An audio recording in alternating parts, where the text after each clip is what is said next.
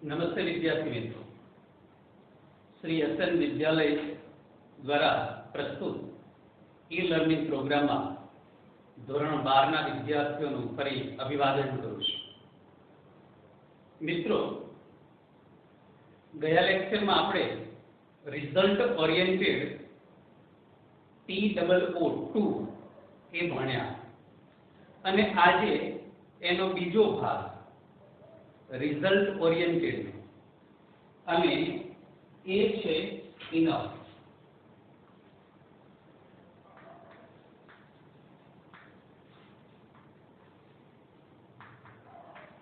Enough એટલે પૂરતું જ। એનો અર્થ હકારાત્મક છે અને જે હકારાત્મક अर्थ ધરાવતો કોઈ પણ શબ્દ હોય એને હકાર અને નકાર બંને વાક્યોમાં વાપરી શકાય છે। હા, નકાર બનાવતી વખતે નોટ મૂકવું જરૂરી છે અને આને પણ ટુની જેમ બે પ્રકારની વાક્ય બનાવવાની રીતથી સમજવાનો પ્રયાસ કરીશું। પરંતુ એ પહેલા જેમ ટુ વિશે માહિતી આપી ને એમ ઇનફ વિશે કે આપણે ડેટા, પિક્ચર, ડાયાગ્રામ એના આધારે ડિસ્ક્રિપ્શન કરવાનું હોય છે ત્યારે એક બે વાક્યમાં ઇનફનો ઉપયોગ પણ કરી શકાય છે। એક વેરાયટી જો સેન્ટેન્સમાં જોવા મળે ને તો આપણા એ લખાણની અલગ જ છાપ ઊભી થાય। Complete the sentence, error correction અને ક્યારેક મીનિંગફુલ સેન્ટેન્સીસ જે વાક્યને જોડવાના હોય છે ને એમાં પણ આની ખૂબ અગત્યતા છે। ચેન્જ ધ ટેક્સ્ટ એમાં ટુ વાળું વાક્ય હોય તો ઇનફમાં ફેરવું, ઇનફ વાળું વાક્ય હોય તો ટુ અથવા સો ધેટ પ્લસ ધેટમાં ફેરવું, આવું બધું આવી શકે મિત્રો। એટલે બહોળા પ્રમાણમાં ઇનફનો ઉપયોગ આપણે કરી શકીએ અને અત્યારે એવી જ રીતે શીખી શકીએ। હા, ઇનફ સાથે પણ વિશેષણ અને ટુ મૂળરૂપ જ આવે છે। ટુ ને યાદ રાખજો મિત્રો, વારંવાર યાદ રાખજો, જેથી કરી ઇનફ, સો ધેટ અને સચ ધેટ આ જે ચાર વચ્ચેનું જે સામંજસ્ય છે ને એનો આપણને સુપેરે ખ્યાલ આવે। ટુ ની વાક્ય બનાવવાની રીત કેવા પ્રકારની હતી? નામ કરતા ટુ મૂળરૂપ, નામ કરતા ટુ વિશેષણ, ટુ મૂળરૂપ, TOO પછી વિશેષણ અને પછી ટુ મૂળરૂપ। અને ક્રિયા ન કરી શકે તેવું નામ હોય તો આપણે વિશેષણ પછી ફોર સાથે ક્રિયા કરી શકે તેવું નામ જોડ્યું, બાકી તો બધું SDP જે હતું એ પ્રમાણે છે। એ રીતે ઇનફમાં પણ અહીંયા આપણે બે પ્રકારની પદ્ધતિ શીખીશું। પહેલી, નામ,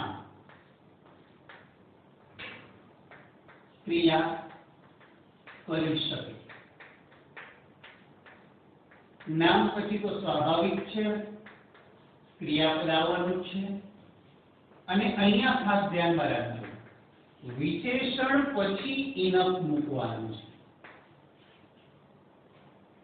જ્યારે TOO માં વિશેષણની પહેલા TOO2 આવ્યું, અહીંયા વિશેષણની પછી ઇનફ આવ્યું।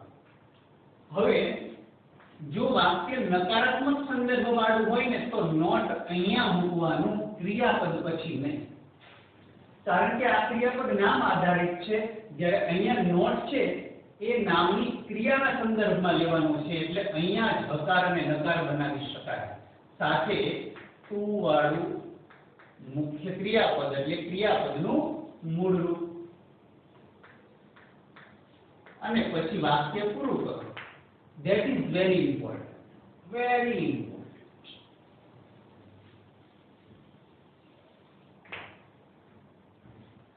ટુ વિશેષણ ટુ મૂળરૂપ, એવી જ રીતે વિશેષણ ઇનફ ટુ મૂળરૂપ, વિશેષણ ઇનફ ટુ મૂળરૂપ। પણ જો વાક્ય નકાર હોય તો અહીંયા મુખ્ય ક્રિયાપદ છે એની પહેલા નોટ મૂકવાની. હવે બીજી રચના, આ નામ ક્રિયા ન કરી શકે એવું હોય તો નામ પછી તરત મૂકીશું ક્રિયાપદ, પછી વિશેષણ, ઇનફ. આટલો તો કોઈ પણ પ્રકારનો ફેરફાર થવાનો નથી, પરંતુ અહીંયા આપણે ફેરફાર કરવો પડશે. ફોર સાથે ક્રિયા કરી શકે તેવું નામ જેવી રીતે ટુવા મૂક્યું હતું ને એવી રીતે ઇનફમાં પણ મૂકવાનું છે, અથવા તો સર્વનામની કર્મ વિભક્તિ.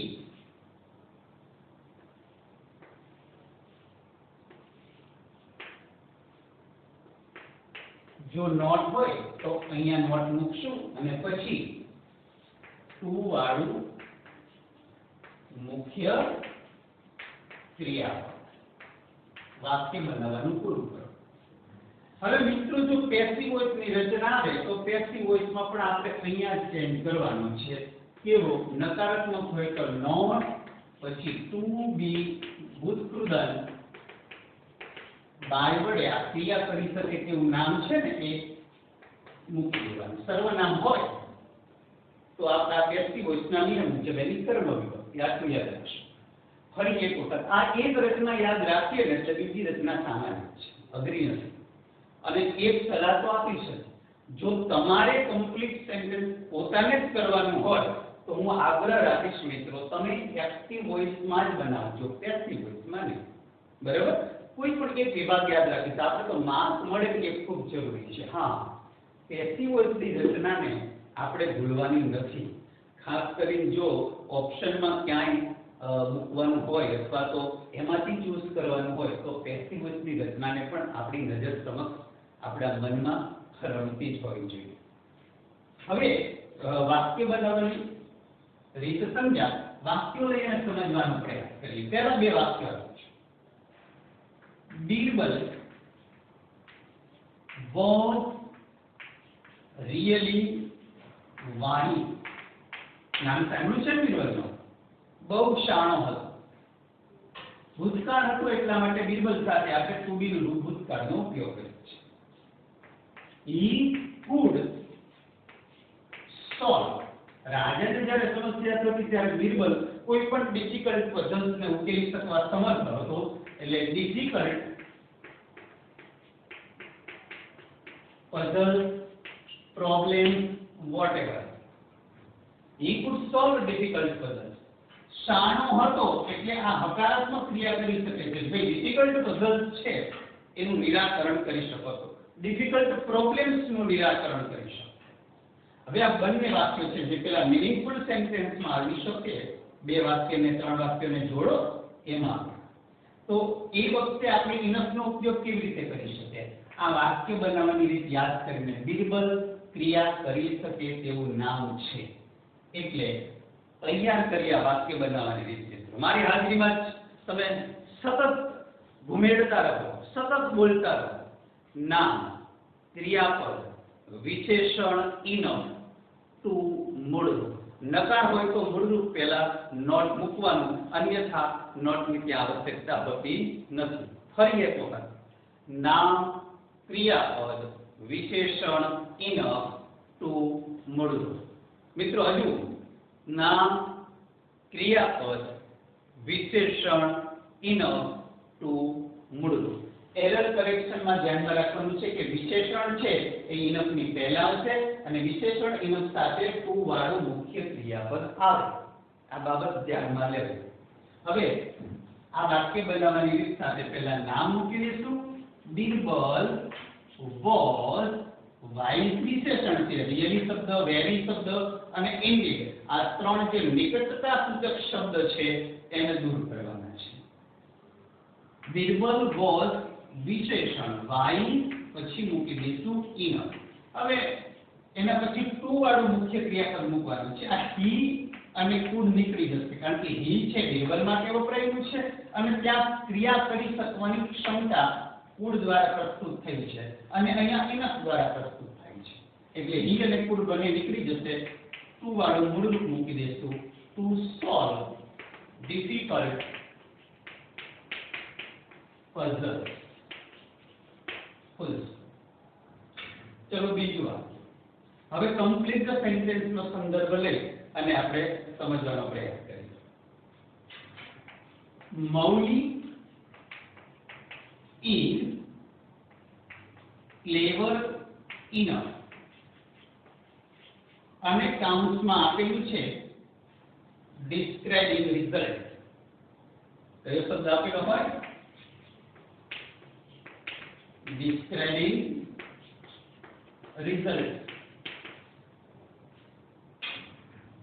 અને વાક્ય બનાવવાનું છે તો ક્લેવર વ્યક્તિ હોય અહીંયા મૌલિક ક્લેવર છે પૂરતો ક્લેવર છે તો એ શું કરી શકે? હોશિયાર વ્યક્તિ બધું જ કરી શકે પણ આપણે તો સાદી સરળ ભાષામાં એને મીનિંગફુલ સેન્ટેન્સમાં લઈ જવાનું છે તો હોશિયાર વ્યક્તિ વધુ માર્ક મેળવી શકે.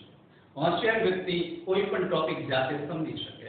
હોશિયાર વ્યક્તિ શિક્ષક સમજાવે ત્યારે એનું કમ્પ્લીટ એટેન્શન શિક્ષક સામે જ હોય અને સમજવા માટે એ કેપેબલ હોઈ શકે. મિત્રો હોશિયાર વ્યક્તિ આપ છો જ. આપણે તો પહેલા વધુ માર્ક મેળવવા માટેનો પ્રયાસ કરવાનો છે.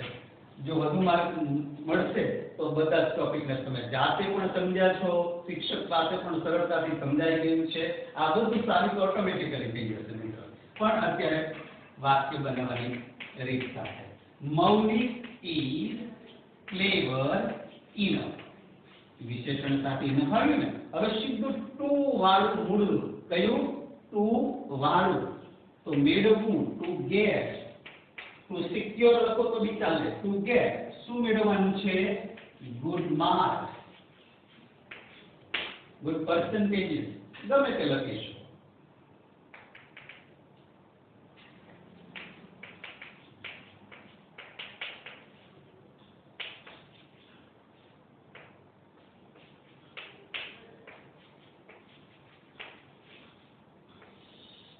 હવે વાક્ય લખ્યું આપણે શિવાની ઇઝ ફેટ ઇનફ. આપણે ટુ વાળા વાક્ય પણ આવું ફેટ વાળું વાક્ય લખેલું, ફેટ વિશેષણ લાવ્યું બરાબર. અને એમાં નામ ક્રિયાપદ ટુ વિશેષણ ટુ મૂળરૂપ એટલે he is too fat to run fast. કારણ કે ટુ નો અર્થ નકારાત્મક હતો એટલે એમાં નોટ મૂકવાનું આવતું નથી. પણ હવે ફેટ એટલો બધો ફેટ છે કે વધુ ઝડપથી દોડી શકે નહીં એટલે નેગેટિવ સેન્ટેન્સ બનાવશું. Shivani is fat enough. Shivani is fat enough not to run fast. જો મિત્રો અહીંયા ટુ વાળા મૂળરૂપની પહેલા નોટ મૂક્યો ને વાક્ય નકારાત્મક અર્થ ધરાવે છે તો ટુ ની જે મુખ્ય ક્રિયાપદ વાળું છે એની પહેલા નોટ મૂકવાનું રહેશે. ચલો બીજું એવું વાક્ય ક્રિયા ન કરી શકે તેવું વાક્ય લે. T is hot enough.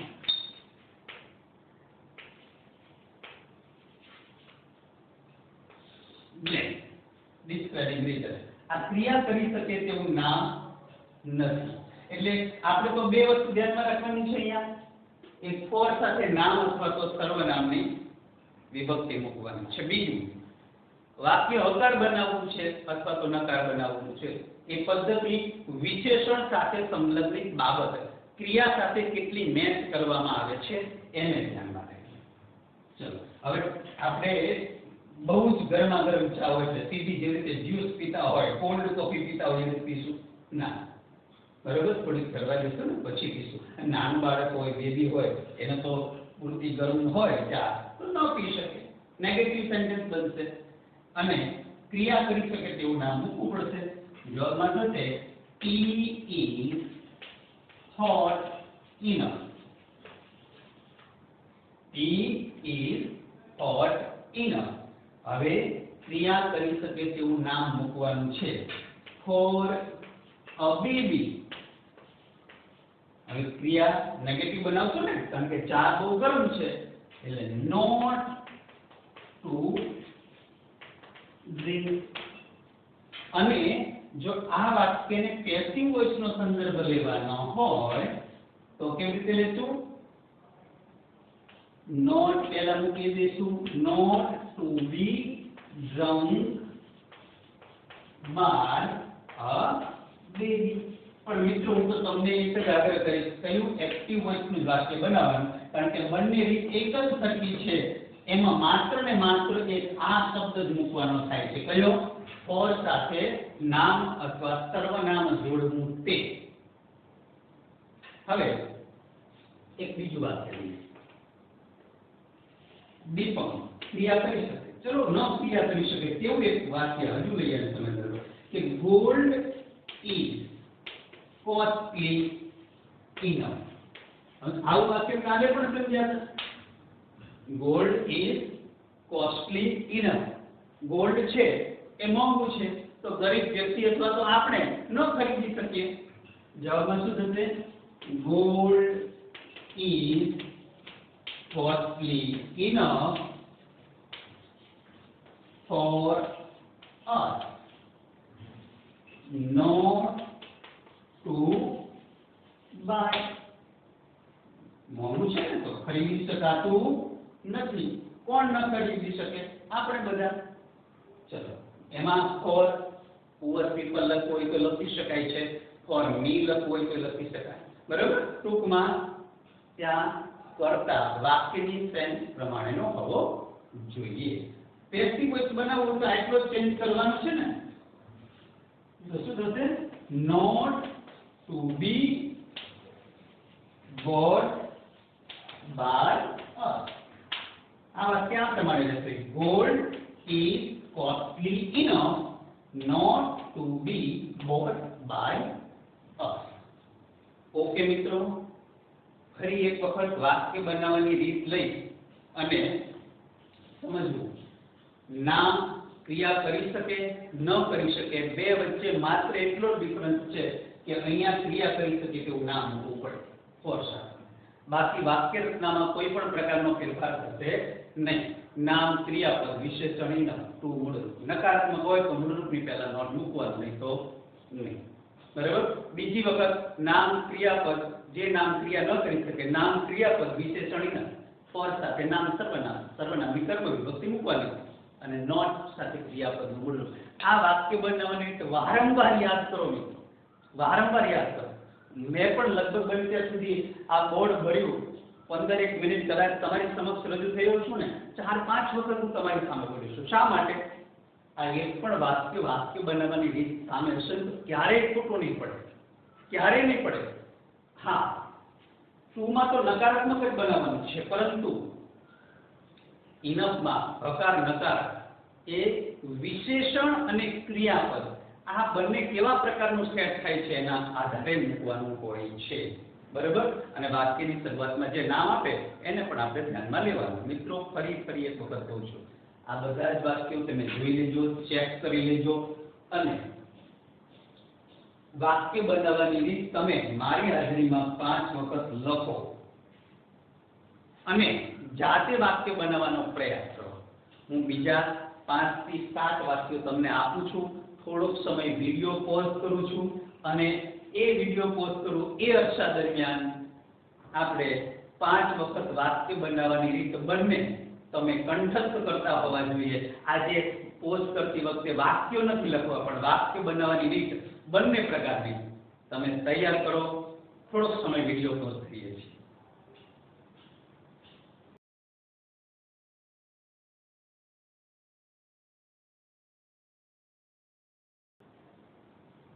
Okay મિત્રો, કંઠસ્થ થઈ ગયું ને વાક્ય બનાવવાની રીત? સાથે સાથે ટુ ને પણ જોડી દેજો. હવે શું દેટ ભણીએ એ પહેલા વાક્ય બનાવવાની રીત કમ્પ્લીટ થઈ ગઈ હોય તો 5 વાક્યો તો તમારી સામે હોવા જોઈએ કે ન હોવા જોઈએ? તમારે જાતે બનાવવાના છે. બરાબર? હું અડધું વાક્ય આપીશ, તમારે પૂરું કરવાનું. એ વસ્તુ ધ્યાનમાં રાખજો, વાક્યની શરૂઆતમાં આપેલું નામ ક્રિયા કરી શકે તેવું હોય તો નામ ક્રિયાપદ વિશેષણ ઇનફ, નકારાત્મક સાથે નોટ ટુ મૂળરૂપ. પરંતુ નામ ક્રિયા ન કરી શકે તેવું હોય તો મૂળરૂપની પહેલા ફોર સાથે નામ અથવા સર્વનામની કર્મ વિભક્તિ જોડવાની રહેશે.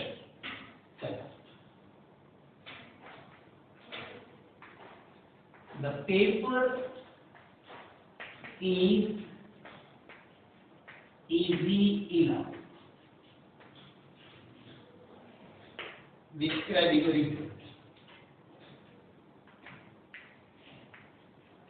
Darpan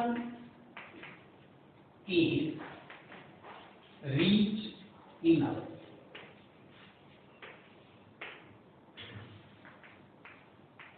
The bag is heavy enough.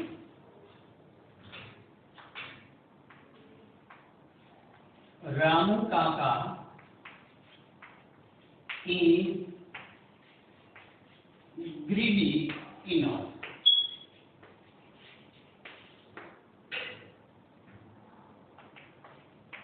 The road is rough enough. The topic is interesting enough.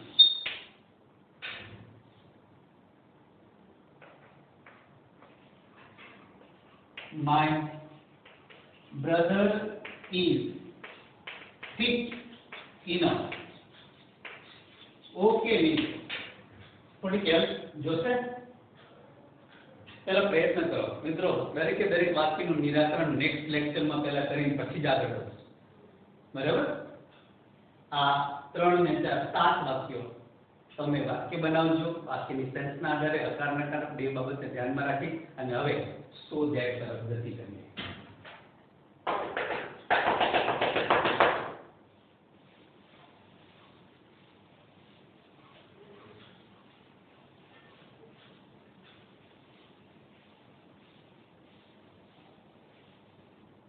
આમાં પણ મિત્રો વિશેષણની એટલી જ અગત્યતા છે. સો ધેટ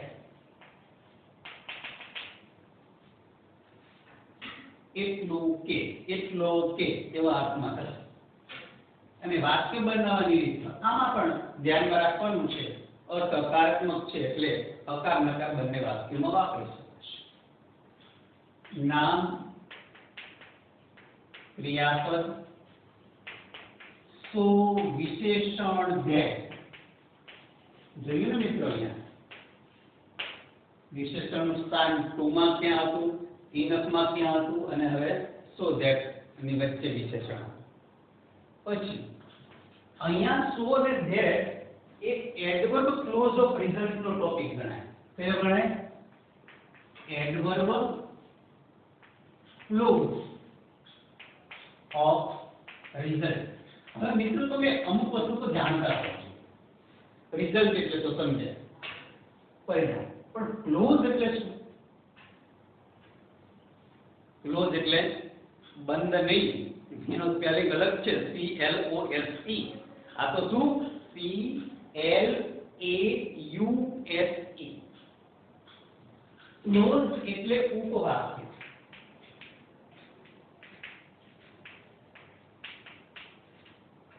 અને એડવર્બ એટલે ક્રિયા વિશેષણ.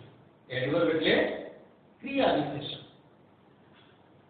પરિણામ દર્શક ક્રિયા વિશેષણ રૂપ ઉપવાક્ય કેવું થાય? પણ આપણે ગુજરાતીમાં નથી પડવું. એડવર્બ ક્લોઝ ઓફ રિઝલ્ટ યાદ રાખવાનું છે. ઉપવાક્ય ક્યારે હોય આ સમજવું પણ જરૂરી છે. વાઇસ કેપ્ટન ક્યારે હોય મિત્રો? કેપ્ટન હોય ત્યારે. ઉપરાષ્ટ્રપતિ ક્યારે હોય? રાષ્ટ્રપતિ હોય ત્યારે. વાઇસ મોનિટર, વાઇસ પ્રિન્સિપલ ક્યારે હોય? મોનિટર અથવા તો પ્રિન્સિપલ હોય ત્યારે. હવે તમે આ જુઓ, આને આપણે સામાન્ય રીતે લીટી કહીએ છીએ ને. હવે આ લીટી શું કહેશું આને? નાની લીટી. કારણ શું? આ મોટી લીટી બાજુમાં થઈને એટલા માટે નાની લીટી થઈ. બરાબર? જ્યાં સુધી આ નહોતી ત્યાં સુધી આપણે એને લીટી જ કીધી. સીધી લાઈન જ સીધી. હવે આ નાની લાઈન થઈ. તો મિત્રો ઉપવાક્ય ક્યારે હોય? મુખ્ય વાક્ય હોય તો. ક્યારે હોય? મુખ્ય વાક્ય હોય તો. હવે જો આ વાક્ય ક્લોઝ એટલે ઉપવાક્ય એનો ઉલ્લેખ વાક્યમાં કરવાનો હોય તો એ વાક્યમાં મુખ્ય વાક્ય પણ ફરજિયાત જ હોવું જોઈએ. એટલે કેટલા વાક્યો હશે? બે. એક વાક્ય હશે મુખ્ય વાક્ય, બીજું વાક્ય હશે ઉપવાક્ય. હવે આ બે મુખ્ય અને ઉપને જોડવા માટે સો વિશેષણ ધ્યેય એટલે કે સો ધ્યેયનો ઉપયોગ કરવાનો છે. તેનો ઉપયોગ કરવાનો છે સો ધ્યેયનો. કયા કયા બે વાક્યોને? એક મુખ્ય વાક્ય અને બીજું ઉપવાક્ય. એક મુખ્ય અને બીજું બે વાક્ય હશે. તો બે વાક્ય હોય ને તો બે ક્રિયા કરનાર પણ હોય. એક અહીંયા વાક્યની શરૂઆતમાં અને એક અહીંયા કરતા. પછી આ ક્રિયાપદ ધ્યાન રાખજો મિત્રો, નામ પછીનું ક્રિયાપદ જો વર્તમાનનું હોય તો તમારે કેન મૂકવાનું અને ભૂતકાળનું હોય તો કુડ મૂકવાનું. હા, આમાં વિલ વુડ આવી શકે, આમાં સાદો વર્તમાન કાળ અને સાદો ભૂતકાળ પણ આવી શકે.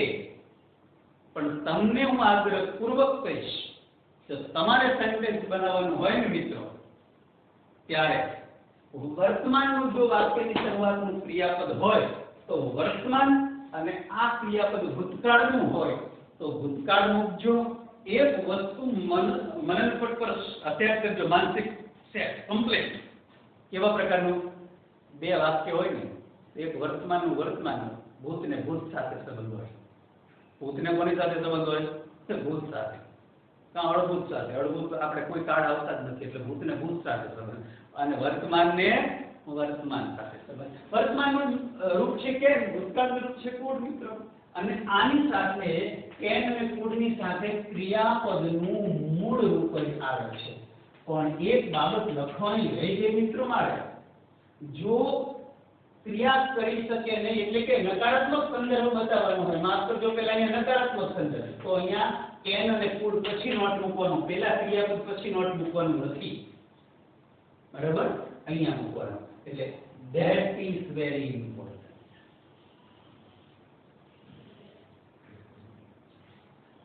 સો વિશેષણ that કરતા કેન કુડ મૂળ. સો વિશેષણ વાક્યની શરૂઆતમાં ત્રણ આપણે નામ અને ક્રિયાપદ તો જોયા છે, એ તો સામાન્ય છે. પણ પછી યાદ રાખવાનું છે નામ ક્રિયાપદ પછી શું યાદ રાખશું? સો વિશેષણ that કરતા કેન કુડ મૂળ. શું યાદ રાખશું? સો વિશેષણ that કરતા કેન કુડ મૂળ. હવે આ નામ જો ક્રિયા ન કરી શકે તેવું હોય તો અહીંયા કરતા ક્રિયા કરી શકે તેવું મૂકવાનું, અને જો આ નામ ક્રિયા કરી શકે તેવું હોય તો આ નામનું ત્યાં સર્વનામ મૂકવાનું રહેશે. બે રીતે આપણે સમજવાનું. જે અગાઉ ટુ અને ઇનફમાં જે વાક્યો આવ્યા છે ને એને જ આપણે સમજવાના છે. એક બીજીમાં ચેન્જ ધ ટેક્સ્ટ કરવાનું આવે ને તો પણ આપણને સરળ રહે. હમણાં જ પેલું વાક્ય બિરબલ વાળું લીધું ને, તો બિરબલ was so wise અને પછી એમ કે complete the sentence describing result. તો સાણો છે તો ડિફિકલ્ટ પઝલ્સ અથવા તો પ્રોબ્લેમ્સ નું નિરાકરણ લાવી શકે. જવાબ શું થશે? Birbal was so wise that. so વિશેષણ that. કર્તા મૂકવાનો છે તો કર્તામાં બે વસ્તુ ધ્યાન રાખવાની કીધી. કઈ? જો વાક્યની શરૂઆતમાં નામ હોય, ક્રિયા કરી શકે તેવું નામ, તો એનું સર્વનામ હી. કોઈ છોકરીનું નામ હોય, સ્ત્રીનું નામ હોય તો શી, નાન્યતા હોય તો ઈ. પણ જો અહીંયા ક્રિયા ન કરી શકે તેવું નામ હોય તો આપણે ત્યાં ક્રિયા કરનાર વ્યક્તિ મૂકવો પડે વાક્યની સેન્સ આધારે. Birbal was so wise that. હવે એટલો બધો સાણું છે કે કરતા હી આપણે ભૂતકાળ છે ને, was ભૂતકાળનું રૂપ છે તો કુડ મૂકશું. અહીંયા વર્તમાનનું રૂપ હોય તો ત્યાં કેન આવે. તો આ ક્રિયા કરી શકવા માટે સમર્થ છે એટલે નકારાત્મક આવશે નહીં. he could solve difficult puzzles. ચલો બીજી વાત, નેહા ઇઝ, જો અહીંયા વાક્ય વર્તમાનનું આવ્યું છે, ટુ બ્રિલિયન્ટ, સોરી માફ કરજો, so brilliant. Neha is so brilliant. ને એટલી બધી બ્રિલિયન્ટ છે તો બ્રિલિયન્ટ આપણે 4-5 વિશેષણ તો એક જ સરખી ક્રિયાનો સંદર્ભ લાવીને યાદ કરી શકીએ. એક ક્લેવર શું કરી શકે, વધુ માર્ક મેળવી શકે. બ્રિલિયન્ટ પણ વધુ માર્ક મેળવી શકે.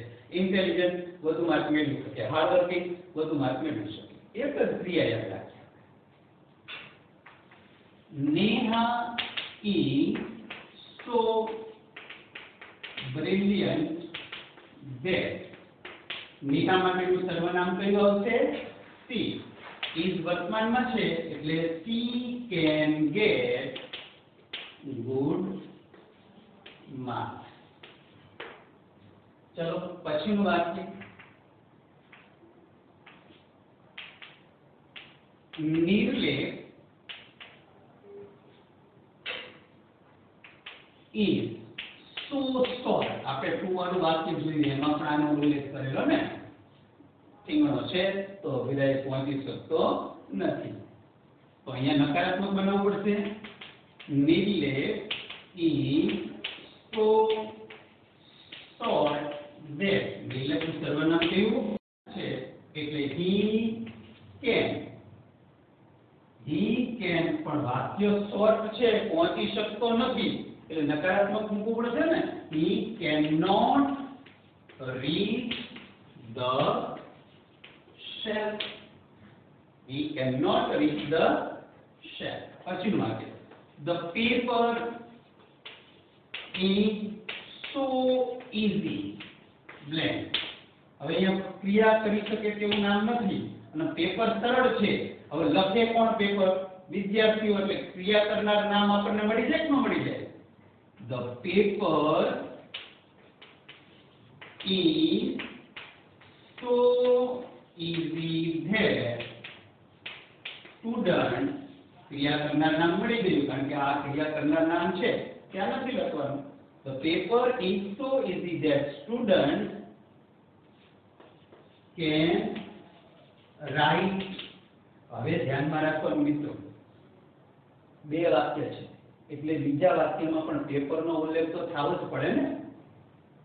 શું લખવાનું છે? પેપર એટલે કે એનું સર્વનામ મૂકવાનું. ઇટ.